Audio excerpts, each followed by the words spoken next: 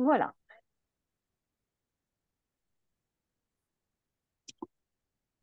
Alors, les généalogistes qui fréquentent les salles de lecture ou les sites internet des services d'archives rassemblent une masse considérable de données, données qu'ils vont compiler, qu'ils vont disséquer, qu'ils vont croiser entre elles et faire un vrai travail d'historien afin d'obtenir la meilleure connaissance possible de leurs ancêtres. Mais l'aspect qui leur est le moins accessible à ce jour reste l'apparence physique de ces ancêtres. Alors, nous avons néanmoins la chance de vivre dans un pays où l'administration s'est basée sur la notion de recensement qui vont décompter, décrire la population. Et donc, les archives militaires qui nous intéressent durant toute cette semaine n'échappent pas à ce phénomène. Si bien que les généalogistes vont y trouver des documents qui vont les aider à compléter leur connaissance de leurs ancêtres en leur donnant accès à une représentation physique. Il faut néanmoins noter qu'à de rares exceptions près, ces archives militaires limitent le champ de la recherche au seul genre masculin, en tout cas pour les périodes les plus anciennes. Donc pendant le moment qu'on va passer ensemble, je commencerai par définir l'intérêt d'avoir une description physique de ses ancêtres, avant de m'intéresser aux sources présentes dans les fonds et les collections des archives municipales. Et puis, je terminerai par une présentation d'un exemple d'utilisation de ces sources, le site Un nom, un homme, réalisé par le service des archives municipales de Boulogne-Billancourt. Alors, pourquoi avoir une description physique de ses ancêtres? Là, on va avoir deux cas de figure qui vont se présenter. Le premier, on est en possession de photographies sans qu'on puisse véritablement identifier avec certitude son ancêtre. Alors, il est loin d'être rare de se retrouver avec une liasse de photographies anciennes représentant des militaires sans vraiment d'indication. Par exemple, avec les images que vous avez à l'écran, en bas à gauche, là, on va avoir une légende, une croix au-dessus d'un soldat. Ça permet déjà d'orienter une piste. En revanche, sur les deux photographies de droite, aucune indication. Alors, c'est en particulier le cas pour la Première Guerre mondiale, où de nombreuses cartes postales militaires ont été éditées. Alors, sur ces cartes, on va retrouver des groupes de soldats, voire même des fratries. Et dans ce cas, comment savoir s'il s'agit de son grand-père, de l'oncle, du cousin, etc. Alors, premier détail qui permet d'orienter la recherche, le numéro de régiment auquel appartient le soldat est souvent indiqué sur le col de la veste. De même, le grade des officiers est par exemple reconnaissable aux galons et aux épaulettes. À noter également que l'uniforme lui-même est aussi un indice puisque il n'est pas le même selon le régiment et puis il a évolué au fil du conflit.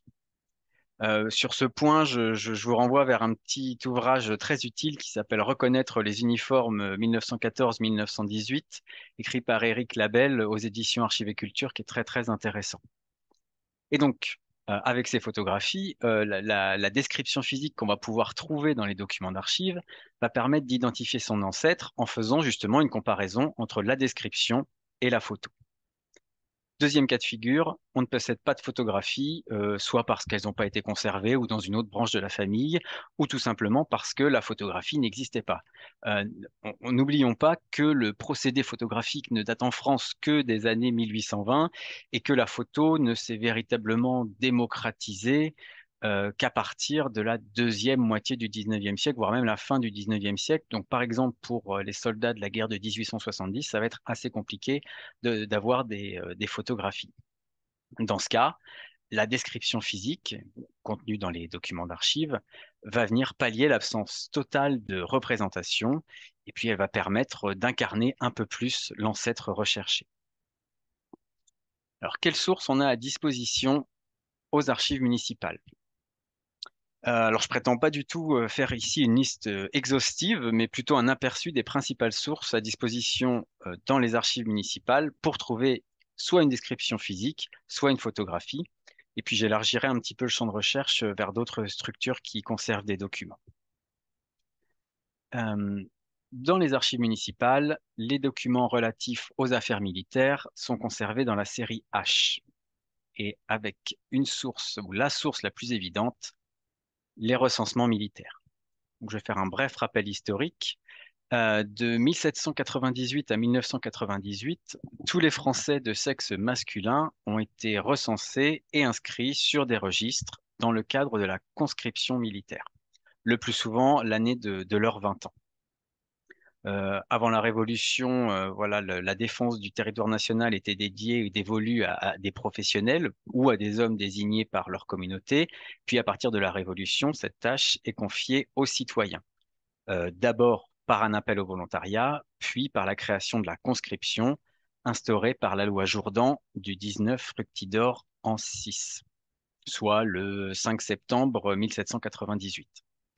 Cette loi qui édicte que la conscription et le service militaire sont obligatoires pour les jeunes Français âgés de 20 à 25 ans.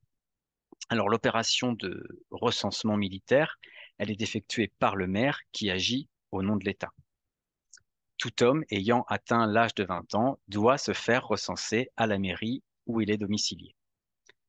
Viendra ensuite la loi du 3 décembre 1803 qui a institué le tirage au sort avec possibilité de remplacement. Et puis en 1872, le service militaire devient universel et le tirage au sort permet d'en déterminer la durée. Enfin, la loi du 21 mars 1905 abolit le tirage au sort ainsi que plusieurs dispenses et établit un service national obligatoire pour tous les jeunes hommes. Puis arrivera enfin la loi du 28 octobre 1997 qui va officialiser la suspension de la conscription. Alors quel intérêt de ce recensement pour la recherche? Eh bien, les tableaux nominatifs du recensement militaire fournissent une série d'informations très riches sur les jeunes recensés, dont la précision va pourtant cependant être assez variable selon les époques. Plus on avance dans le temps, moins on retrouvera d'informations. On va notamment trouver des informations liées à l'état civil, comme vous le voyez ici, donc la deuxième colonne, état civil, identité, etc. Et puis, ces fiches hein, sur la population masculine vont apporter également de nombreux renseignements sur notamment l'apparence physique. Donc avec la colonne signalement dans l'exemple à l'écran, où on va retrouver des informations ici, par exemple, les cheveux sont blonds, les yeux sont bleus, etc. Le front, le nez, le visage. Après, on va voir toutes les informations sur la physionomie, la forme du nez, des lèvres, de la bouche, etc. Et également la taille, bien évidemment. Et puis, très important, les marques particulières. Alors ici, ce sont des cicatrices à la joue droite et au menton, mais ça peut être aussi des tatouages, par exemple. On va avoir également des informations sur le degré d'instruction des jeunes conscrits dans l'avant-dernière colonne, avec ici inscrit le chiffre 3, puisque ce degré d'instruction était calculé sur une échelle de 0 à 5, allant de ne sait ni lire ni écrire à bachelier, licencié, etc., en indiquant bien entendu le diplôme. Donc ici, notre jeune inscrit est de niveau 3, donc possède une instruction primaire plus développée. On va également avoir des informations sur les talents de ces inscrits. Dans la dernière colonne apparaissant ici, on voit que l'inscrit est musicien, qu'il sait jouer du violon, qu'il sait monter à cheval et s'occuper des chevaux, qu'il peut conduire une voiture, qu'il sait faire du vélo, il sait nager et il a même obtenu des prix en gymnastique. Donc un inscrit à la fois voilà, beaucoup de talent et un degré d'instruction moyen. Donc avec toutes ces informations, on va non seulement faire un portrait physique de son ancêtre, mais aussi une sorte de portrait psychologique. Ces tableaux de recensement, ils nous permettent également de voir les motifs d'exemption. Le plus souvent pour des raisons médicales qui ne sont pas forcément décelables sur une photographie, donc on va avoir une information complémentaire. Je pense notamment aux luxations, aux faiblesses, aux raideurs d'une jambe par exemple, ou dans le cas à l'écran, une exostose du tibia droit. Euh, Certains jeunes, au lieu d'être exemptés, sont au contraire envoyés en service armé ou service auxiliaire pour des motifs médicaux jugés moins graves, donc comme c'est le cas pour l'exemple à l'écran, mais ça peut être également, par exemple, une surdité. Assez proches en termes d'information, les registres matricules de recrutement militaire regroupent toutes les données qu'on vient de voir, auxquelles s'ajoutent les états des services militaires. Ce sont en fait des récapitulatifs de carrière. Ces registres matricules seront à retrouver non pas aux archives municipales, mais plutôt aux archives départementales dans la série R. Autre document qui peut être intéressant, les actes nominatifs d'engagement volontaire. Donc, pendant la période de la Première Guerre mondiale, certains jeunes hommes choisissent de devancer leur année d'incorporation. Ce sont les engagés volontaires et qui font l'objet de listes matricules séparées entre les années 1911 et 1918. Donc en fait, l'engagé volontaire se présentait en mairie accompagné de deux témoins et était relevé les informations sur son état civil ainsi que son signalement. Vous voyez comme ici, cheveux, les yeux, le front, le nez, le visage, la taille, etc. Autre type de document, les dossiers de pensions de guerre. Donc en fait, ces pensions, elles ont été instituées par la loi du 31 mars 1919. Donc c'était des pensions de réparation qui étaient allouées aux militaires touchés d'infirmité du fait de guerre, mais étaient aussi allouées aux ayants droit des soldats morts pour la France. Donc pour pouvoir obtenir ces pensions, les soldats ou leurs familles devaient remplir des dossiers contenant des informations sur leur identité. Et donc ensuite, leur étaient délivrés des petits livrets d'allocation de pension où apparaissent des informations sur l'état civil et le plus souvent une photographie de l'ayant droit. Donc si les archives municipales conservent bien ce type de dossier, les livrets, quant à eux, doivent plutôt être recherchés dans les papiers familiaux. Mais je reviendrai sur ce point. La communicabilité de ces archives, elle peut être limitée en raison des informations qu'elles contiennent. Euh, Notamment, les registres de recensement et de recrutement militaire sont en général communicables à l'issue d'un délai de 120 ans à compter de la date de naissance des intéressés ou 25 ans après leur décès, en raison des informations à caractère médical contenues dans les documents. D'autres délais peuvent également entrer en ligne de compte, notamment la vie privée avec un délai de 50 ans ou 75 ans pour les éléments à caractère judiciaire, puisque dans les registres matricules, on va retrouver également des jugements militaires. Il existe néanmoins des dérogations, notamment une dérogation générale pour la consultation des registres matricules du recrutement militaire de la Première Guerre mondiale, qui a été instituée par arrêté du 20 décembre 2012.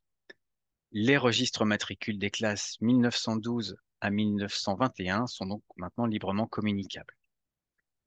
À noter par ailleurs qu'une dérogation générale pour la consultation des fonds d'archives publiques concernant la Seconde Guerre mondiale a été instituée par arrêté du 29 avril 2002. La plupart des dossiers émanant des services préfectoraux, des services de police et de renseignements généraux sont librement communicables. Enfin, les dossiers des juridictions d'exception de Vichy et du gouvernement provisoire de la République ont été ouverts aux chercheurs par arrêté du 24 décembre 2015. Donc ça, c'était pour les sources issues de la série H, donc liées aux affaires militaires. Mais on va trouver d'autres archives dans les services d'archives municipales qui vont pouvoir être intéressantes, notamment les archives personnelles. Alors, les services d'archives publics ne sont pas voués à conserver des archives privées. Mais comme on sait, c'est souvent les petites histoires qui forment la grande histoire, et très souvent, une histoire familiale va être liée à la commune d'installation de la famille, par exemple.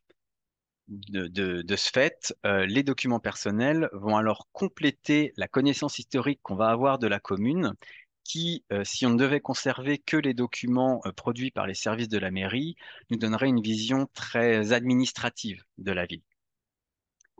Aux archives municipales de Boulogne-Billancourt, les archives personnelles que nous avons en lien avec la guerre sont principalement des documents concernant la Première Guerre mondiale, entrer dans les collections à l'occasion de la grande collecte organisée au niveau national entre 2014 et 2018.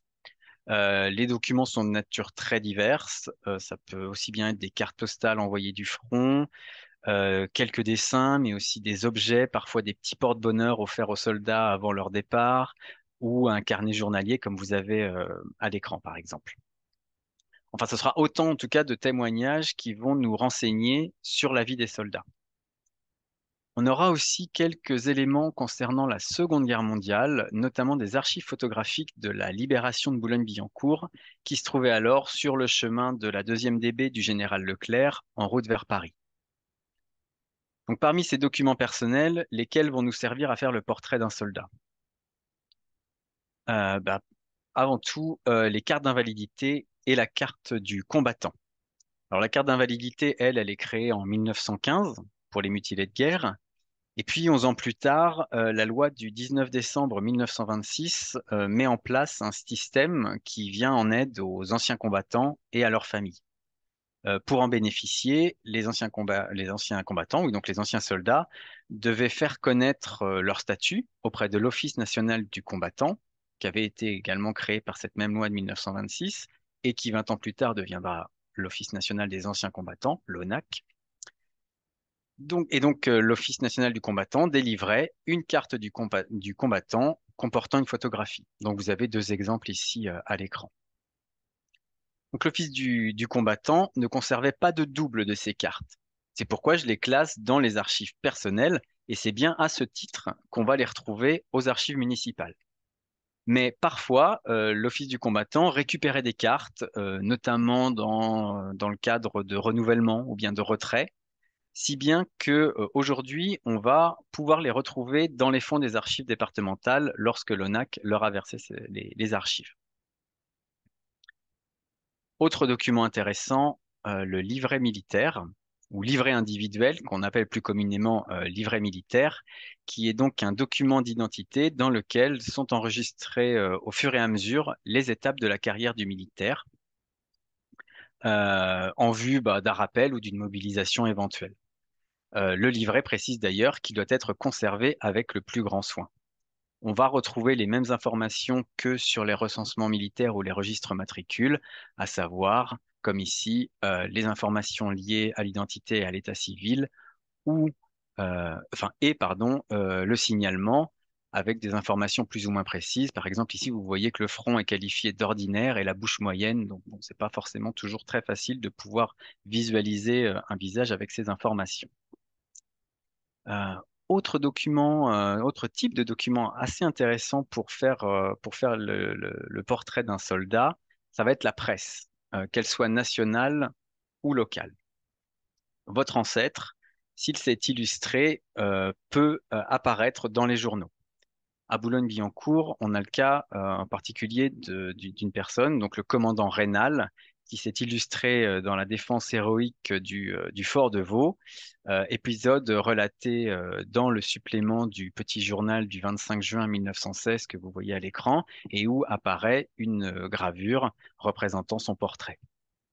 Alors ce type d'information, on va pouvoir aller le chercher en particulier dans le journal L'Illustration, qui est très riche en iconographie.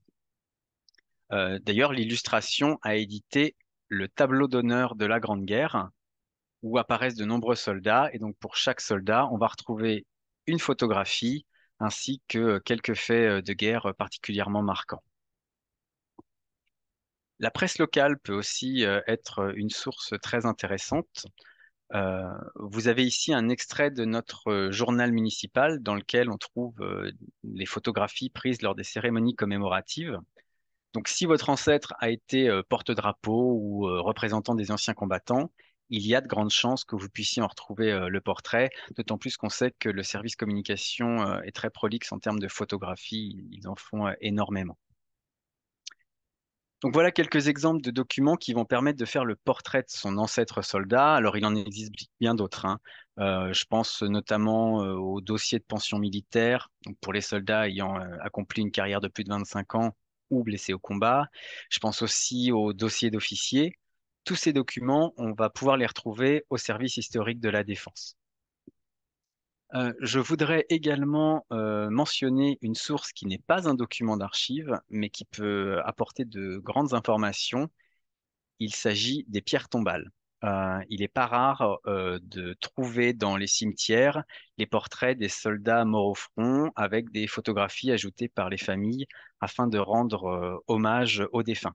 Donc il s'agit d'une source à ne surtout pas négliger. Bon, ça demande de se déplacer, mais souvent c'est très payant. Euh, je voudrais maintenant vous présenter un exemple d'utilisation de ces sources réalisées par les archives municipales de Boulogne-Billancourt sous la direction de ma prédécesseur Françoise Bédoussac. Alors Boulogne-Billancourt, c'est un peu un cas particulier. Euh, oh, pardon. Le nombre exact de soldats boulonnais morts pour la France a toujours été une question assez épineuse, qui s'est posée d'ailleurs dès la construction du monument aux morts en 1924. Donc un premier recensement avait décompté plus de 3000 morts. Un second, établi à l'occasion de la rédaction du Livre d'or officiel en 1935, en avait dénombré 1863. Et c'est sans doute cette difficulté dans le décompte qui a influé sur l'absence d'inscription des noms des soldats sur le monument aux morts. Et donc c'est une dédicace générale qui leur rend hommage avec l'inscription à ceux qui sont morts pour nous, comme vous pouvez le voir à l'écran. À l'occasion de la commémoration du centenaire de la Grande Guerre, la ville de Boulogne-Billancourt a souhaité dresser une nouvelle liste. Le service des archives a donc procédé à un long travail de recensement dans les registres de décès entre 1914 et 1926, où seuls ont été retenus les soldats domiciliés dans la commune au début de la guerre et qui bénéficiaient de la mention Mort pour la France. S'y sont ensuite ajoutés un travail de recherche dans les documents d'archives, ainsi qu'un relevé des tombes dans les deux cimetières de la ville, pour aboutir à une liste de 182 noms et à une base de données intitulée Un nom, un homme, que je vais vous présenter tout de suite. Donc, je vais vous partager une nouvelle image. Le voilà. Donc, euh, ce, euh, ce site, il prend la forme d'un wiki, c'est-à-dire un site web collaboratif avec une page d'accueil qui rappelle le contexte de création de ce site et qui permet un accès immédiat aux listes des morts par année de guerre. Il permet également un accès à la liste complète des Boulonnais morts pour la France dans l'ordre alphabétique. Donc, pour chaque soldat, si je prends ici l'exemple de Jules Marius Baleineau, on va retrouver son état civil, donc date et lieu de naissance, nom des parents, statut marital, lieu de résidence, profession. Une description physique qui reprend les informations du recensement militaire, ici. Son parcours militaire et les distinctions qu'il a pu obtenir. Les documents en lien avec ce parcours, principalement issus des archives municipales. Et enfin, très important, les sources qui ont permis de rédiger cette fiche. Dans le bloc rouge en bas, on va retrouver toutes les catégories associées à ce soldat, c'est-à-dire toutes les métadonnées qui vont permettre de naviguer de fiche en fiche et qui vont faire les liens entre différentes fiches. Et puis dans le bloc bleu tout en haut, on va retrouver un bref récapitulatif ainsi qu'un portrait quand on en a un à disposition.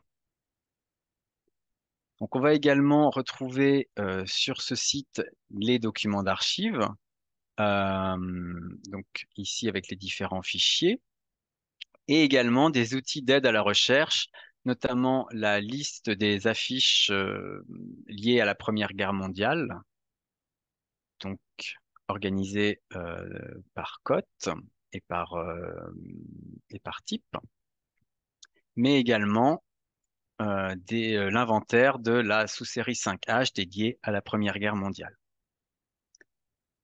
On va également retrouver, hop, ici, on va pouvoir naviguer par catégorie.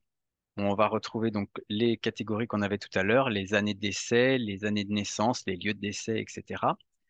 Mais également tous les documents d'archives rassemblés et organisés par sous-catégories.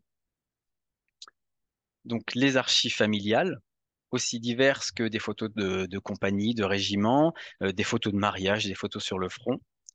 les documents issus du service des archives, les photographies, principalement les portraits ici, et puis les signatures, qui, au-delà du portrait physique, permet d'appréhender également l'écriture du soldat. Donc cet outil, c'est un outil déjà qui rend hommage aux soldats morts pour la France. C'est également un outil de dialogue avec les descendants. Si je reprends l'exemple de Jules Marius Baleineau, le service des archives avait rassemblé ses informations biographiques et puis sur sa carrière militaire. Mais après la mise en ligne de la base de données, nous avons été contactés par une descendante, en l'occurrence sa petite fille, qui nous a fourni sa photographie afin que nous puissions compléter sa fiche et lui rendre un hommage complet. Donc, un outil de dialogue, mais aussi un outil qui est voué à s'enrichir, puisque comme je vous l'ai dit, il s'agit d'un site collaboratif, donc en constante évolution, et il va pouvoir être complété par le service d'archives ou par les particuliers eux-mêmes, avec bien entendu un suivi des modifications. Donc, pour conclure rapidement, on a pu voir que la palette des documents à disposition, elle est large, elle est assez large, mais l'important, c'est de bien comprendre et de bien prendre conscience que quand on travaille avec les archives militaires, même si les périodes de guerre sont réduites, la recherche devra balayer des documents parfois très en amont, à l'image des recensements militaires, ou très en aval avec, par exemple, les cartes du combattant. Ce qui demande ensuite un travail d'identification et de comparaison parfois un peu difficile entre une description d'un jeune homme de 20 ans et une photographie d'un homme ayant déjà vécu une bonne partie de sa vie et ayant traversé un conflit. Donc, que ce soit pour illustrer un arbre généalogique ou faire une biographie, une description physique ou une photographie vont créer un lien supplémentaire entre le généalogiste et son ancêtre. Le document va alors jouer son rôle premier de vecteur d'information, mais il va aussi devenir un vecteur d'émotion, d'où l'importance pour nous, archivistes, de les conserver précieusement. Merci de votre attention.